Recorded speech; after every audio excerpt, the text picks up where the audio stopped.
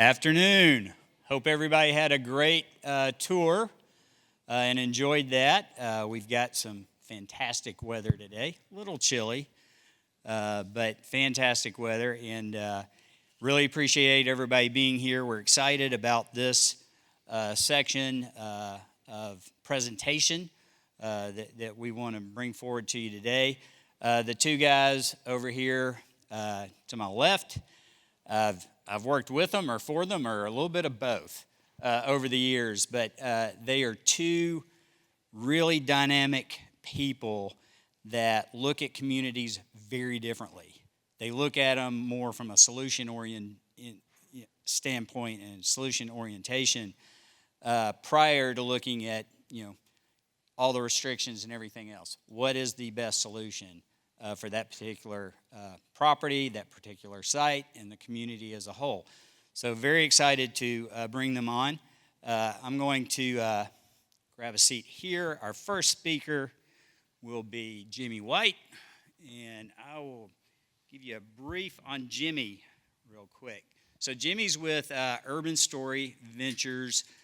He manages a diverse portfolio of office, mixed-use, retail, industrial properties across the Southeast and overseas, and the company's acquisitions and development selected for their best use and potential.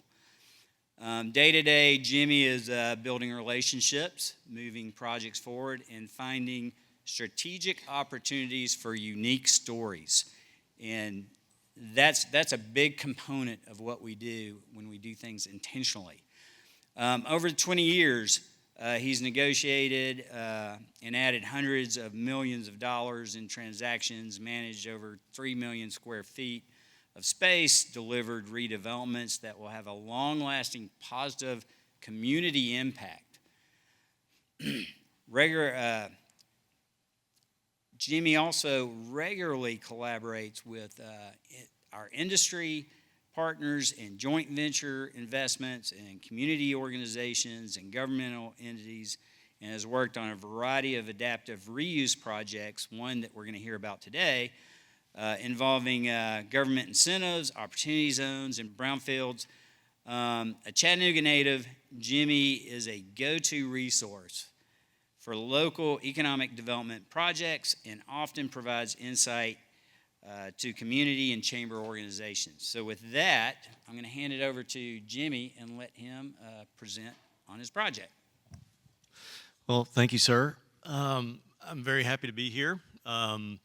This is kind of my crowd. We talk about new urbanism and development and redevelopment and activation. My wife is from Franklin, so I have a history with Franklin and seen the redevelopment here happen, and it's been incredible to watch. But I'd like to tell you a little bit about the Bend project. It's a special project for us in Chattanooga, Tennessee.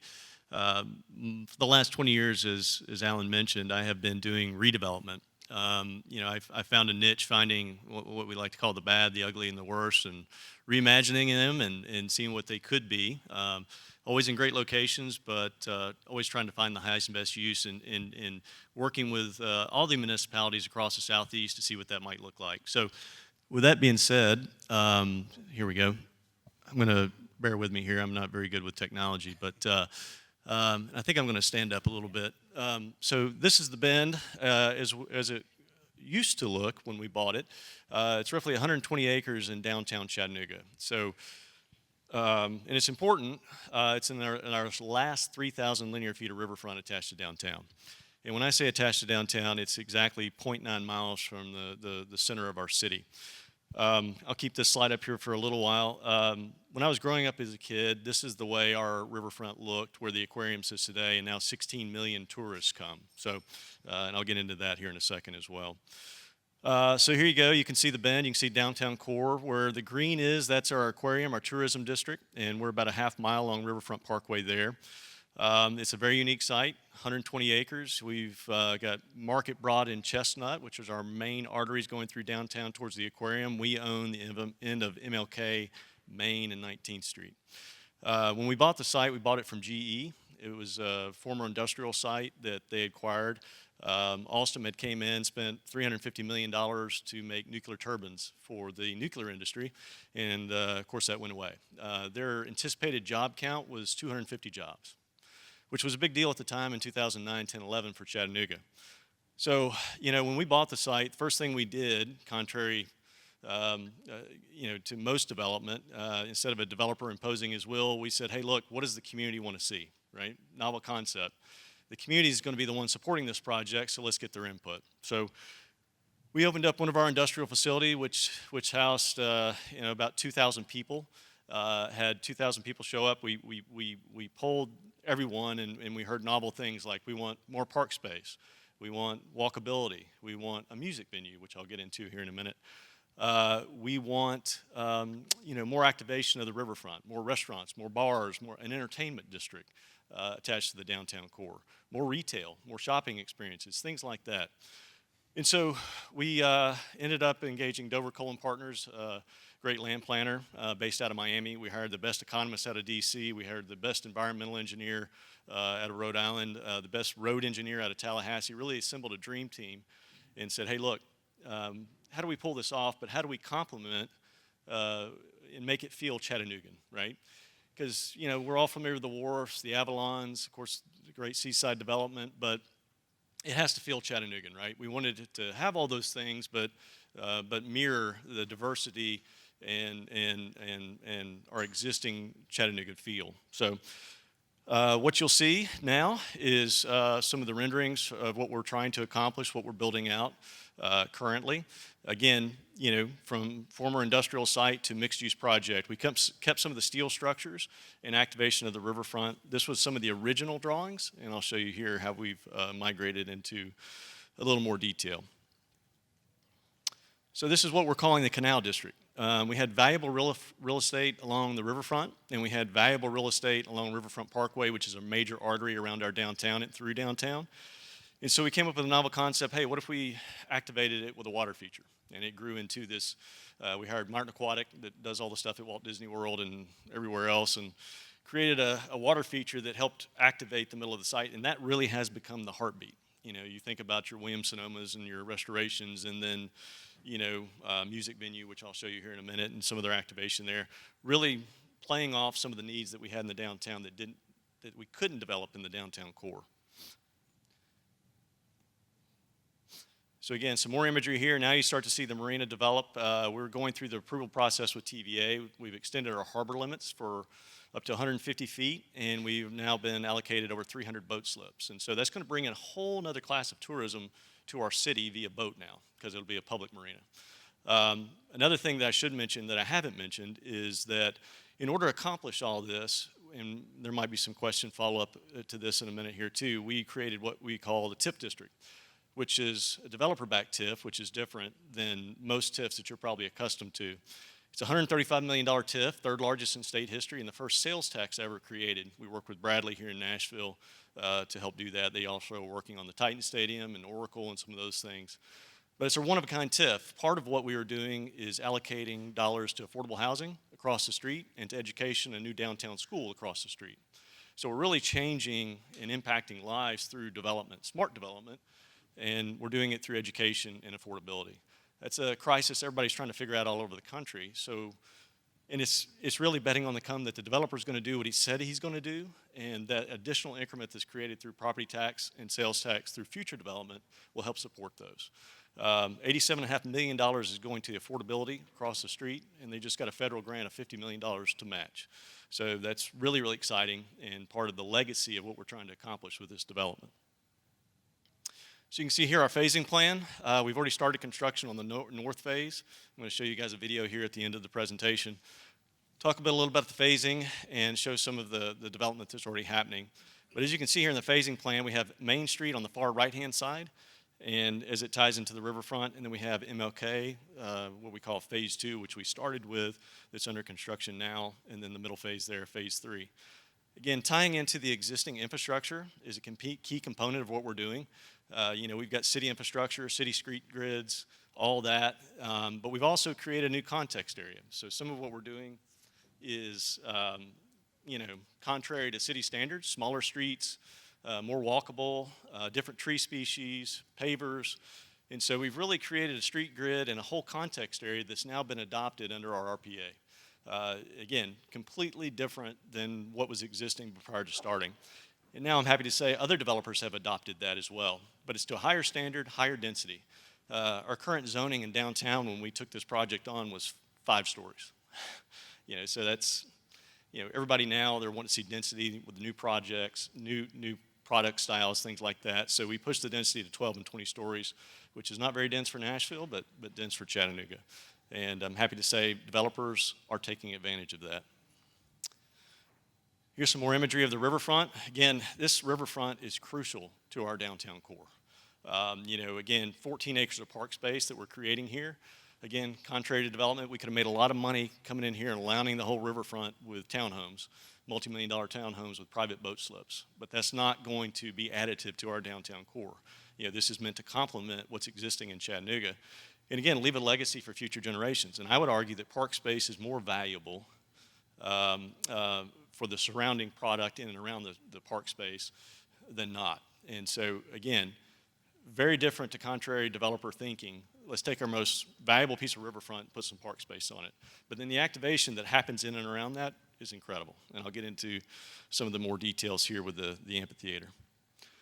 So this is the main entryway. This is a new entryway into the development. And you can see here, this was collaboration with Callison RTK and Bob Spratt and Hill Partners to create this grand new entryway that is activated with, ground level retail, multifamily, office. And yes, office is very popular in Chattanooga, and I'll get into that here in a minute too. We have about a 5% vacancy in our office market right now, and a 1 to 3% vacancy in industrial. We've seen rates go up exponentially, and what I'm referring to is the great migration that's happening from the West Coast, the Midwest, to cities like Chattanooga, Huntsville, Greenville, Franklin. You make it miserable to live somewhere, people will go elsewhere, right? And so we've seen that throughout the pandemic and are continuing to see that. Our median home value doubled in Chattanooga during COVID. That's not an exaggeration, it doubled. And so that puts even more constraint on workforce and affordable housing and the need to solve that through developments like this. So here you go, some of the entertainment district. We have an existing steel structure there that we're going to retrofit to an indoor-outdoor music venue. And I'll get into more detail on that here in just a second.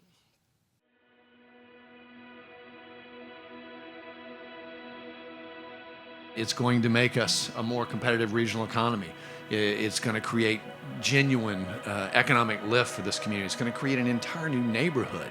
Because of the Bend, we are going to be able to revitalize the West Side neighborhood. I'm so excited that we're going to take this property that's been sitting here unused for so long. We're going to have something that we can work, we can play, we can live here. It will be beautiful. It's going to glow. It's going to create a positive impression.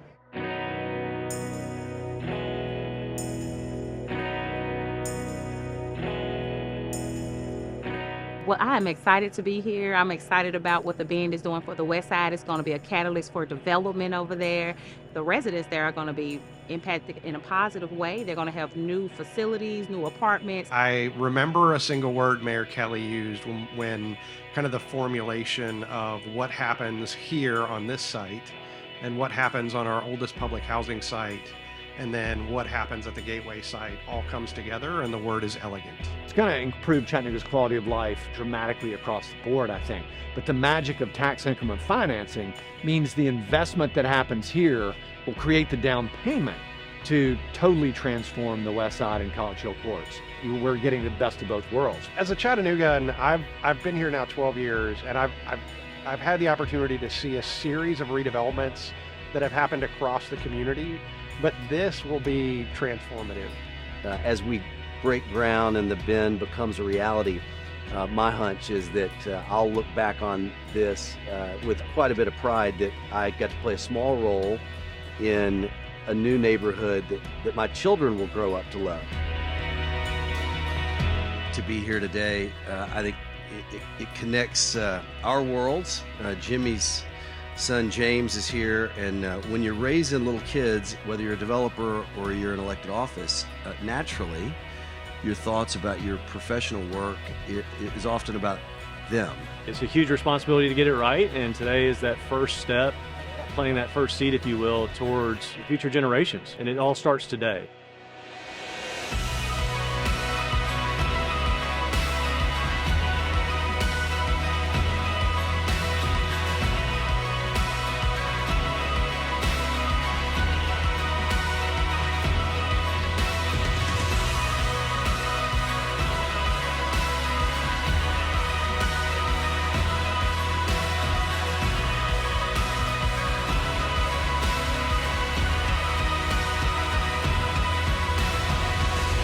Today, the way we think about the North Shore or North Chattanooga and the way we think about South Side, in 20 years, we will think about the Bend.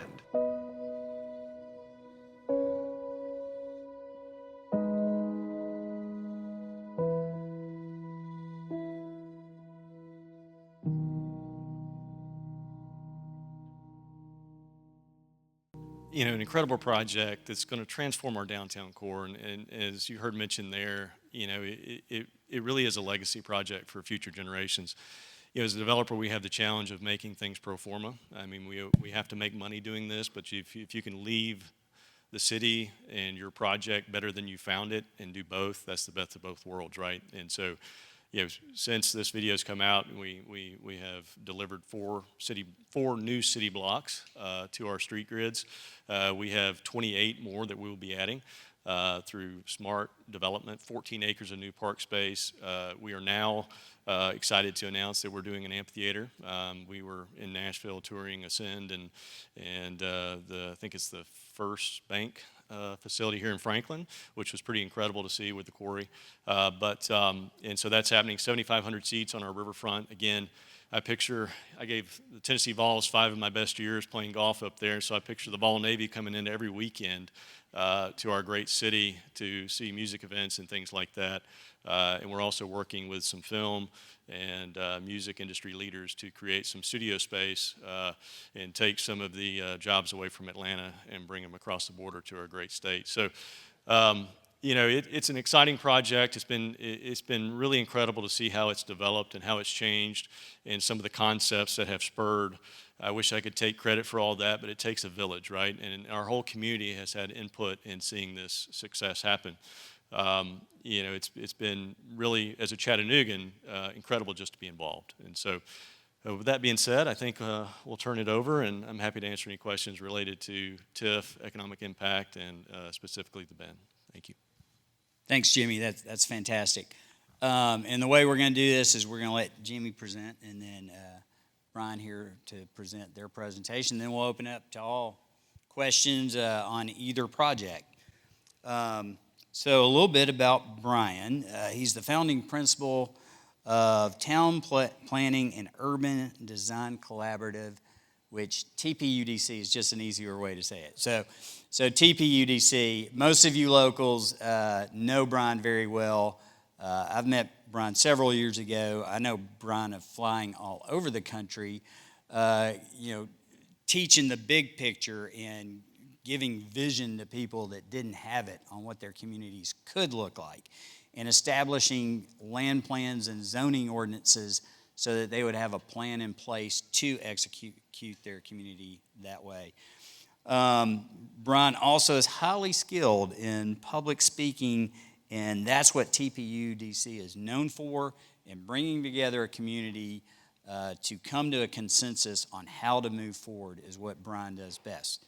Now he is stepping into a different world, which is the development world. And so Brian is going to speak to you on Armistead. And Brian, you know, take it from here. All right, thanks. So I don't know how I feel about having my prowess as a public speaker be part of my introduction, because that puts a lot of pressure on you to like live up to that. So thank you for that, though. Yeah, so I'm Brian Wright. I am the founding principal of Town Planning and Urban Design Collaborative, as you said, and also now co-founder of Character Development with my partner, Craig Hoover, who had to leave a minute ago to head down to Seaside, of course, as one does. And I just came from Rosemary Beach last night, so we're crossing here. So yeah, so I've got a lot of slides, but I go fast, so I'm going to try to keep you awake. This looks like a detonator. This is wild.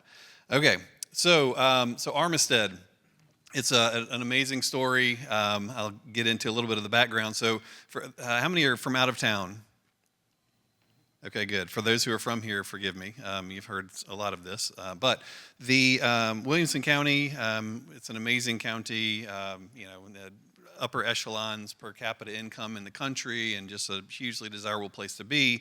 And as such, we have growth trends that look like this. So 2010, 184,000, 2040 projected to be 536,000 people. That's a lot who want to come here. And for a county that sees itself as all this rural beauty and character, what do you do when people want to be here? The county has been working on figuring that out from their perspective, and they decided to update the regulations so that you can have 1 unit per 5 acres. And so that's sort of, they came to this fork in the road. Do we want to keep on letting people, subdivide and do stuff in these rural areas, even if they're sort of larger lots, it's still not rural, or do we want to make the lots really big and rural? So they decided to go 1 per 5 acres, which they call the town and country scenario, which then means that the towns, the municipalities, get the growth. So hopefully they all talked about that in advance, but that is what happens. And so now what do you do if you're one of those municipalities? If you're a city like Franklin, you're forward thinking, and you have your comp plan that is called Envision Franklin, which has been recently updated. And all of these questions about rural growth and sensitive contextual development have been thoroughly vetted and addressed in this document. So it has different future land uses or design concepts, I think they're called. And one of them in particular is the, what is it called now? Neighborhood Green, where Armistead is not under this, so I have to remember what Neighborhood Green. So as we've been thinking about this and we're preparing to do Armistead and Envision Franklin was preparing to be updated, we actually put on a seminar. So I got folks from the county, folks from the city, and then myself, and we did this sort of like, hey, everybody's interested in this, come, let's talk about it and think about it, because there are lots of rural lands available in this area. And so we did a seminar, and during that, we talked about like what is rural character, and not just rural character generically, but specifically rural character for Williamson County. And as you would, as we just heard, you want it to be of that place, whatever it is you're doing, thinking, or planning for the future. So we looked at places like Leapers Fork, and these beautiful farms that we have around, and new development like South Hall as well. And we, examined, if you're into new urbanism here, the transect, and really trying to understand the continuum of places from the most, from nature, from natural, through rural to the most urbane parts. And again, this is calibrated per where you're working, in this case in Williamson County. And so some of the things that come up through this process are the idea of the agrihood as a good solution for rural conservation and growth, development, et cetera. So if you're not familiar with the term, it's a made-up word, but it's just a combination of agriculture and neighborhood, agrihood. And it's really the idea of having a community that's planned around and centered around agriculture. And obviously agriculture has rural character as part of it. And then as well having a mixed use and residential and different housing types, et cetera. And so the way I say it is, in an agrihood, the agriculture is as important as the architecture, and that John Deere shapes the community as much as Caterpillar, right? And so that's kind of like, this is my new slide I just made up. So I'm hoping this is going to catch on, but I think it makes sense. So agrihoods are being done all around the country now. A lot of times it's more of a marketing and branding kind of thing. So they'll say, oh yes, we're an agrihood, and come see, and to the sales office, and there's like a raised bed with some carrots or something out by the front door, and it's like, well, okay, well, that's better than nothing, I suppose, and maybe some light snacks. But but one of the places that stands out from our perspective is Serenbe. And if you heard Steve Nygren, I think yesterday maybe, talk about Serenbe, it's one that I've loved for a long time. and studied, and they've just done a great job and been such an inspiration to us and to others. And so if you haven't seen it, go to it. It's just outside of Atlanta. It's very easy. But fortunately for me, through my planning firm, we have, for whatever reason, gotten a reputation for doing agrihood. So we're currently working on a 3,000-acre agrihood in Clay County, Florida. Funny enough, it's called Agricola, and that is the last name of the developer. You won't believe it. It's true. Agricola. I had to beg them to let us use that name, and it's in Florida. All the colas in Florida, right? So anyway, it's a huge. Serenbe is like 1,000 acres. So here's 3,000 acres, and right now it's all in silviculture, so pine forest for paper and pulp and whatnot. And so the idea is to create these villages and hamlets, and also then little by little bring back the native habitat of the the forest that was lost over the years of that. So fortunately we've been doing that, which then leads me to Armistead. So if you haven't seen West Haven, you just missed the tour. It's just down the road. It's a great walkable mixed-use new urbanist community. And across the street is the Short Farm. The Shorts have been farming the land for like 135 years, I think. They've been a pillar in the community. They've done innovative agriculture and all sorts of things, all these historic places, Boyd's Mill they had a connection to, and various other places. And so the family said, you know what, we're to the point where we're not able to or interested in farming anymore. What do? We don't want to just sell it off to have it become some cookie cutter subdivision. We want it to become something special that we can actually drive past when it's developed and not shed a tear, right? And so they said there has to be a different way. And so they started hearing about this agrihood thing. And they said, what if we're involved in the development rather than just selling it off? And so they sought a development partner, which is now how Craig and I are getting to be the developers of this. So Craig and I have character development. They had a competitive process. They picked us. Part of it was that, one, I had a lot of experience working on agrihoods, and Craig had just done Southall, but also I have a lot of experience working with families, which if you've not worked with a family, especially on the development project, it is not easy. And so I always say we want the family to come out of this project not only intact, but stronger than when they went into it. And so that resonated with them. So in 1997, the Short Farm, now known as Armistead, sat out there with nothing else. The Gentry Farm was there, but all these other things, West Haven, I'm sorry, on the screen there, Carlisle, Franklin Green, weren't there. And so I showed this presentation to the locals to remind them, like, we were here first, by the way, so don't complain. And then now here's West Haven, and so we are just across the street from it. And then the odd-looking carve-out to the top left, I suppose, is another subdivision that's going in that wasn't part of our property, but we'll connect to it.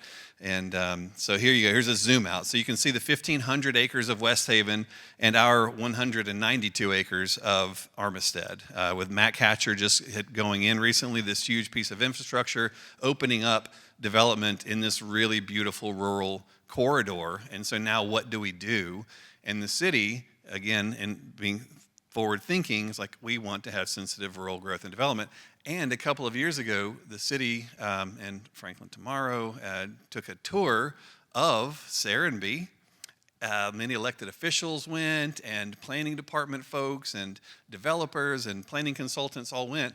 And sort of the verdict was, we want Serenbe. How do we get our version of Serenbe? And so as we start talking about developing this really beautiful historic farm, they said, remember, we want Serenbe. And so we're like, okay, we'll do what we can. We love Serenbe too. So this is the farm. It's a century farm, beautiful historic structures all around, wonderful cows, and this great creek and meanderer that goes through it. The city in Envision Franklin, before they just updated it, they had the design concept called conservation subdivision, which required that the property, for the most part, all the area in green, be 50% conservation. And then had a mix of housing types of various sorts throughout. And then we had this neighborhood mixed use area there that would allow for a town center that's part of it. So we also did a design charrette. It was like a 5 or 6 day public workshop, and that's not normally done. I think it's the first time it's been done since West Haven was done. We did one. We actually worked on the zoning ordinance for the city, so we did one for that too. But this is only the second private development that has done it, and it was great. It was well attended. I think this was like my 60th charrette to lead around the country, and when I finished the closing presentation, I said, does anybody have any questions or comments? And it's, oh, we love it. This is so great. Oh. Finally, I said, well, thank you very much, but does anybody have any concerns? And I couldn't even draw out a negative comment, which is the first time it's ever happened to me, which is awesome. So it's continued on that Love Fest. And part of the reason is because this is more than just a development. We have a mission statement, we have a vision statement, and we have core values. And all of these speak to and resonate with the community, with the property, with the family, and they're things that are important to people. I won't go through all these with you right now, but they're important to us. This is the plan. Zoomed in here, so I wish I had my pointer, I could point at things, but we have our mixed-use town center. We have preserved the historic farm buildings. We're upcycling them, turning them into all sorts of interesting uses and spaces, and the idea would be to have a series of hamlets as well as you kind of circulate around the project. And each hamlet has its own little center with a civic space with some townhouses and live works and the purple lots there are these 4-unit, what city calls big houses, so like apartment house with 4 units in it.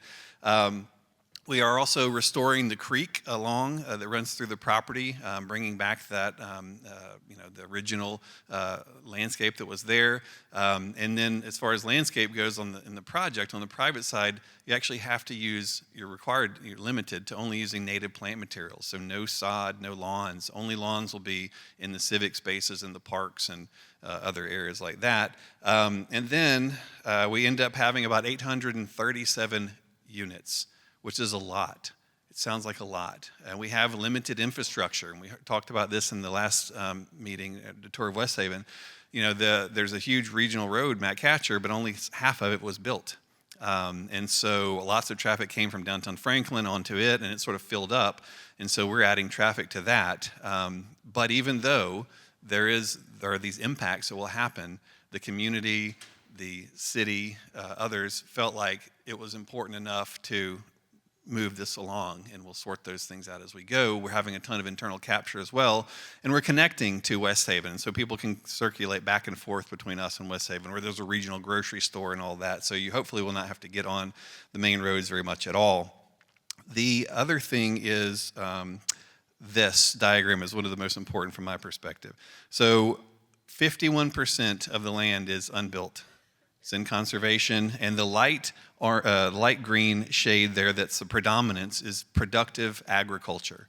So we're going to have agriculture at a regional scale, at a local scale, at a neighborhood scale, at an individual scale, and not just a little raised bed by the sales office. This will be an important part of this community, as important as the John Deere and the Caterpillar together. Our circulation network for pedestrians and cyclists is extensive. So here you see our sidewalks, our rural paths, where we have these gravel paths where you can go beside the farmland. I got this great precedent when I was in the Cotswolds this summer and brought it back. We're going to have a Wunderhof, which is a pedestrian prioritized shared street, which will be the first one in the city, which I'm really excited about. And we had to work hard with the city to make that happen, but they've been great about it. And then a multi-use path that I'll show you in a minute as well. Our green infrastructure network is a hugely important part of this too. All of these open spaces, even the agriculture, is intended to be part of a sustainable stormwater system where everything works together in a network, and we'll have all of our on-street parking spaces will be pervious pavers. The Wunderhof will be pervious. We'll have bioswales and rain barrels and everything you can think of throughout. So the design elements for us are important. Tree preservation. There's a lot of pasture out there right now, so there's not that many trees, but where there were trees, we started by working around them first. So the city required 54% canopy preservation. We have 83%. So unless, you probably can't see it on there, but there's little red marks on the green. Unless there was a road or an alley or something going through, the trees were saved. We worked lots around them. We worked civic spaces around them, et cetera. Wildlife-friendly design, getting into that sort of biophilic concept as well that Serenbe talks about.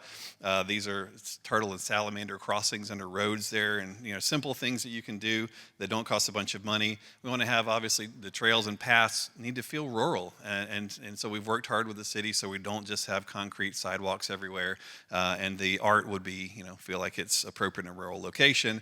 Living the farm life, so the idea of maybe offsetting some of your HOA dues with chores, teaching kids how to work hard again, so they can come, hey, sorry kids, HOA makes us send you out to do chores and milk the cows or whatever. So, but that will be an important part of it as well. Having entertainment venues and neighborhood spaces, education. I always talk about the grease board. You probably never even noticed that on the wall at Home Depot when you walk in, it says tile workshop on Saturday. Here we'll have a blackboard or chalkboard, and it'll say, honey harvesting and beekeeping on Saturday, like appropriate things. And people will come and learn about life on the farm, having dark sky standards, simple enough for the lights, playgrounds that aren't made of plastic, the idea of having everyday uses in our neighborhood center and buildings that are scaled appropriately, that feel charming, having a variety of housing types. Now, this is one of the things where drawing inspiration from West Haven, because it's kind of planted the seed for these walkable mixed-use communities and gave the city a lot of comfort that these places can be great and it's not so foreign to them. But we wanted to take the mix of housing types that they have there one step farther, and so we've incorporated even tiny houses. We have even farmhand housing as part of our concept as well, and everything in between, of course, as you can imagine. And then the farm compound. This is a multifamily concept where it's like 16 units that look like maybe an old farmhouse or farmstead that was there as part of the development. We want to have distinctive architecture, so we're working with architects on particular styles of buildings. We have an inn and the mixed-use buildings and live-work buildings, and so we want it to not just be sort of derivative or West Haven 2.0, and so we want to have our own style. The farm, not only are we upcycling the buildings, but we're making the whole area around the historic farm into a farm park, we're calling it. So we have Harlansdale Farm, which is a farm park, but it's more of a park that looks like a farm because it used to be a farm. Here you'll sit on the bench, you'll hang out on the playground with your kids or whatever, and people are strolling by you with a produce cart of things they just picked to go wash them over in the wash shed over there, and then they're going to be sold in the restaurant next to you. And so it'll be a working, functioning demonstration as well. And then a regional food hub, so farmers can bring their produce from outside and process it and sell it in the neighborhood as well. It'll be part of that. And the farm elements, we want to have everything at all scales. So again, they're large regional row crops, as well as having the incubator organic farms for people who are just getting into farming, so they just get like a 5-acre plot. And then, the orchards and things that will be our buffer along Matt Catcher, so you don't have to look at that. Greenhouses and cut flowers and small livestock and all of the things that you could imagine in a really robust farming concept. And what we want to do is you hear farm to table all the time. We want to have from seed to serve, right, and everything in between. So here's some views of it. These were the street cross sections we had to come up with to help the engineering departments and other departments of the city understand this wild stuff that we're talking about. And so this, instead of just having CAD drawings, we did these 3D models. And so here you can see this is kind of a country road, we call it, that would connect two hamlets, and you'd have agriculture on both sides. And these hedges that I'll show you in a minute, we've actually brought throughout the project. This would be a typical neighborhood street, and you can see our sustainable stormwater infrastructure, our bioswales, our pervious pavers, and then the natural native landscaping there. Here's a view. A few areas of town center is immediately adjacent to agriculture, and so you'd be sitting out there at the plaza and looking out there and what's going on there. Our shared street, our Wohnruf, here will be highly pedestrianized and activated with people roaming around, but as you can see in the distance, a car kind of navigates and weaves its way through the planters and the people. So this is the hedgerow. I took this picture nearly 20 years ago when I first came to town, and I've shown it all over the country. So this is what a quintessential rural road looks like. This happens to be on Armistead. And we were talking to the engineering department, and they said, well, that road's 2 feet too narrow. We said, well, that's a bummer because we really want those hedges. And he said, well, that's a bummer for you. And so we said, okay, well, how about if we don't use it as a road? And so instead we've cut it off, and now it's going to be a multi-use trail for bikers and walkers and farm machinery and whatnot, and you enter and go north and south into the project as well. This is a view kind of looking over the north four hamlets, and you'll notice on the biggest houses there in the distance, I guess on the, are y'all looking at the same way I am? Anyway, there's houses that don't have a road or anything in front of them. They right up next to the agriculture. There's just a path in front of them, and so we've worked that out with the city on how we can do that. This is a view down at Wunderhof. This is the moment which the herd, a little flock of sheep, are moved from one grazing area to the next. Kind of like the ducks at the hotel there, Peabody. I can never remember that. Yeah, so you imagine you're sitting there having a coffee at the cafe and like, oh, it's sheep time, and they all kind of walk by. And so these are the moments that you remember. And there used to be windmill on the site, and the family always laments the loss of it, and so how do we bring the windmill back? This is a view looking down the main highway over the old historic farm. West Haven entrance is what you can see there on the left, and then here's where we're connecting. We're going to have a light there so we can connect safely. Our mixed-use town center is there in the foreground, and then agriculture in the distance, and so we are just to the point where we're, now getting to do all the really cool and exciting things that these guys have done with the 3D models and detailed and video and all that. But for those of you who are local, if you want something to do Tuesday night, it's our second BOMA hearing, right? And that's the one that's really, really important. So lots of people have come out to support us, and so you're welcome to do so, or just kind of see how it works in Franklin. But anyway, that's what Armistead is, and it's been a fun journey moving from, long ago I worked for the firm that designed West Haven, and they did Seaside and all that stuff too. And then I went to work for Southern Land Company, who was the developer of West Haven. Then I started my firm. 19 years later, now I'm getting to do this development on this property that I've been looking at and worrying about for 19 years since I moved to town. Just so concerned about what would happen to it, which is, I think, part of the reason why people have been so happy about what we're doing, because I had the same concern that they've had. And so it's been a success as a result. So thank you. All right, thanks, Brian. All right, so we just heard about two phenomenal projects that are going to be generational changing projects, and from two really passionate stakeholders. And you have to be passionate when you take on a project of this scale, a project that looks beyond just the benefits of the project, but how it's a positive impact on the community that surrounds it. That being said, there's got to be several questions out here for either Jimmy or Brian. We have a mic right here with Mindy, so Bev, I think, has the first question. Two things. Thanks so much. You showed us the road with the hedges, but that's not allowed. But if you go all over England, they have them everywhere. And I'm wondering if we can't rethink that as a city to talk about slowing traffic down. And people will immediately say, it's not safe, it's not safe. But it can be safe if we're using those areas correctly. So I would like for you to comment on how do you see that in the future? You think it's always going to be, no, you can't do it, no, you can't do it, it's not safe, because we have to follow standards? And the other question is, will our ordinances, as they are now, and our rules allow you to do this incredible development? Yeah, those are great questions. So the short answer is sort of, kind of, maybe. Certainly the first one about the hedges, they definitely are traffic calming. Anyone who's driven down that road knows that you don't feel comfortable driving fast on it. You don't know, who's coming, is somebody going to come around the bend, and some would say, well, that's unsafe.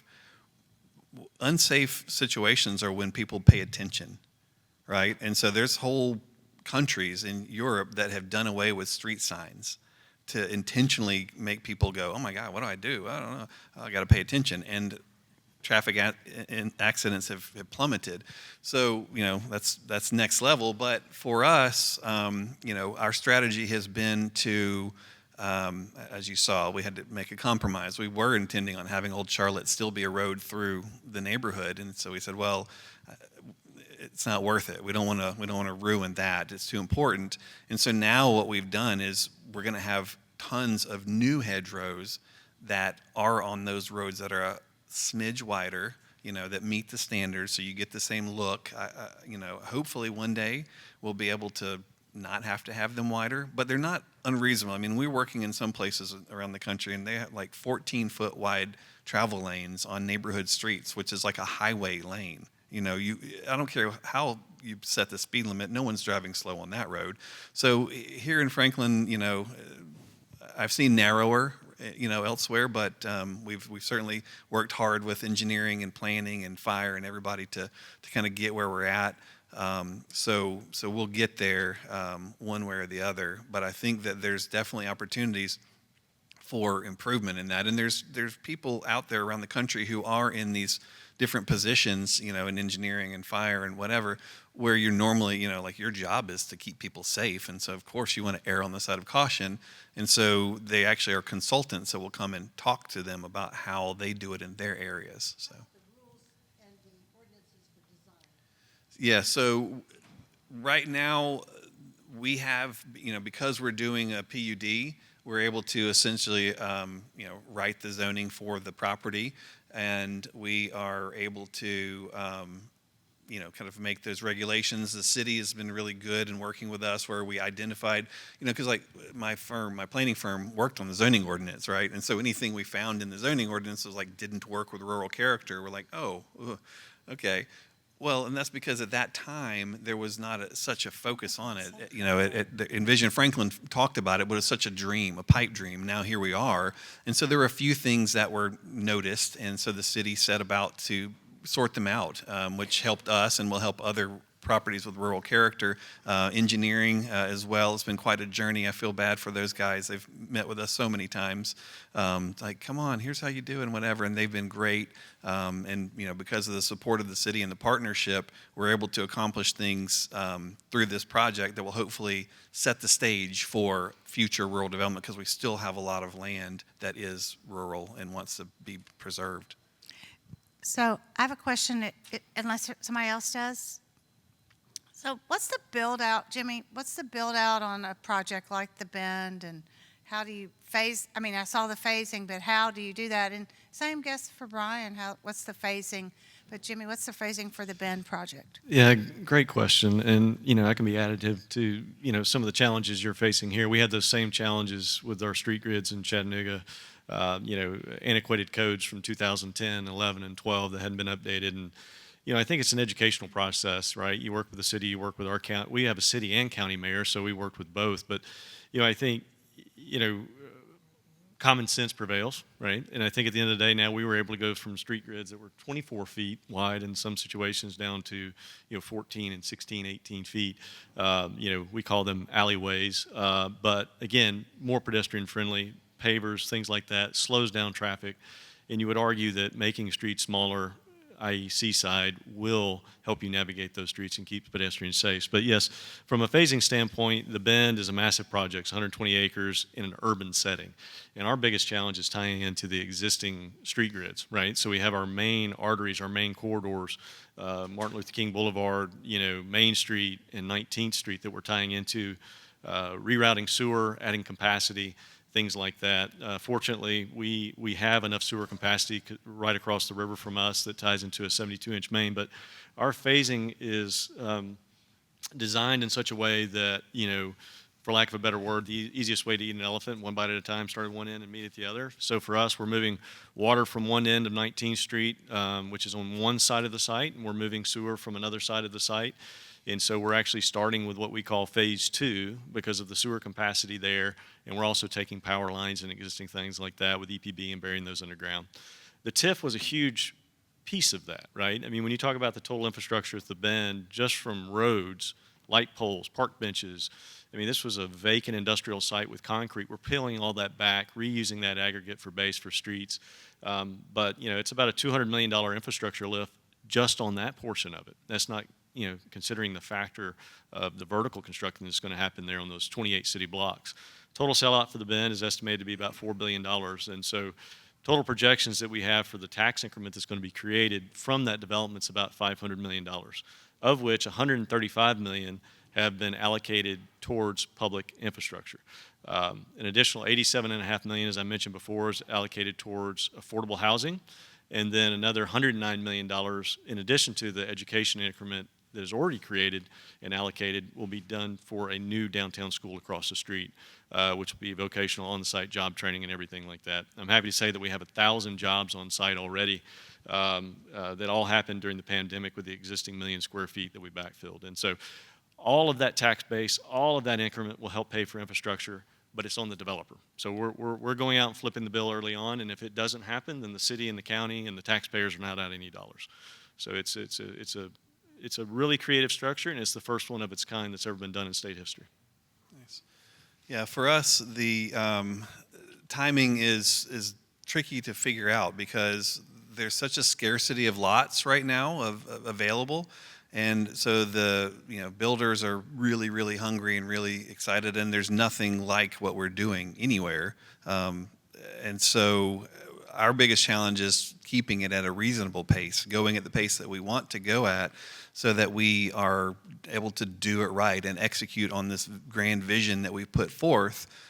Because what we have set out to do is much more complicated than doing a normal subdivision, and we would have been done long ago had we not had to ask for all of these things that are going to ultimately cost more money than doing conventional things. And we have had such interest in the project. We're going to be starting with the historic farm and kind of getting that all spruced up and fixed up and start doing things there so people can start the ritual of coming to the site and getting used to being there.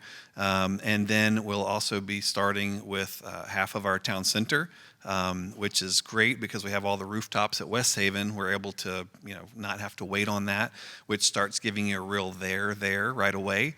And then also part of our first phase will be a couple of the hamlets. And so each of the hamlets is intentionally set up to have a multitude of different housing types. And because we haven't put all of our eggs in one basket or housing type, we're able to, you're able to easily find people to buy those areas. So I'm thinking, I wish Craig were here. He could tell you probably from this morning when he crunched the numbers. But it's maybe 10 years. But I have no doubt that we could do it faster, but I don't think we would want to. And also, too, the infrastructure. We need to pace ourselves because the infrastructure that is in place, since only half of Matt Catcher was built, it's going to have road impacts. And so we need to go a little bit slow so people can get used to the new traffic pattern. When our homes come in and start creating friction on Matt Catcher, more friction, and they actually will change their driving habits. Right now, they've all migrated from downtown, and they're all on Matt Catcher because it was big and wide and nobody was there. And so now we've got to figure out how to let that kind of happen. So we got a question back here, and this is going to be a brief question and brief answers, okay? Okay. We'll do our best. All of you that know me know I can be brief. No. Obviously, a lot of excitement around Armistead, the process that you went through involving the community through the charrette, and all that's going to bring to our community. I think my biggest learning in this, and you're absolutely right, staff's been amazing. We went from, 40 modifications of standard down to 1 or 2. They really have tried to work through some things. We had to make some language changes to Envision Franklin. There's been a process. But I think my biggest learning is that it's difficult for staff to work from a concept, from an idea. It's hard for them to react to that. So they're not reacting until a plan is submitted, until we're into that process. And this is a little bit to Bev's point. There's a gap in time there. There's an expense that's laid out. You're doing a lot of work. We're doing a lot of things. We're trying to do new things that the community wants and that we think would be additive to the community. The problem is by the time you're ready to submit a plan and we can actually start getting reactions to that, you're already well into this thing. We're already well down the path. And so the question would be, how do we close the gap if there is a way to give staff something to be able to react to so we can start pushing new ideas, but not have them playing in this conceptual space that makes them feel very uneasy? Yeah, I think that because we write lots of zoning ordinances around the country, we get lots of experience with different staff and different issues that they're addressing and what developers are doing or not doing. And I think that the number one thing that I always recommend to any city is to have an intended outcome. And, like for instance, even though our zoning ordinance is great, right? It's advanced far, and just because we worked on it, but it's advanced far beyond most cities and all that. But in order to do the most exceptional things, it's the hardest thing to do. And so if we want Serenbe or Armistead now or whatever, then make sure that there's zoning that just dials that in and it's easy to do. If you want to have, whatever the things you can think of, you want to make those easy so that you don't have to spend millions of dollars getting to maybe or no or even, whatever. And so I think that's the thing I would recommend. Envision Franklin does a good job of saying what the city wants, and it's actually quite specific in some instances. The zoning ordinance doesn't contemplate this stuff as well. And so like the zoning ordinance we did in Nolensville, for instance, like if a piece of property is coming in, it's in a rural context, there are different character zones, rural lots and suburban and village center and agriculture even. And each new development has to have a certain percentage of those different character districts within it if it meets a certain size or criteria. So the developer has room to figure it out and make sure it pencils and the pro forma works, but the city and the citizens aren't going, what the heck's going to come out of this process? I don't know. Hopefully it doesn't stink, and so intentionality is my recommendation. Thank you guys so much. Alan Thompson from Reagan Smith, one of our presenting partners, Jimmy White and Brian White. Right. White. So Yeah. we appreciate that. Let's give them a round of applause.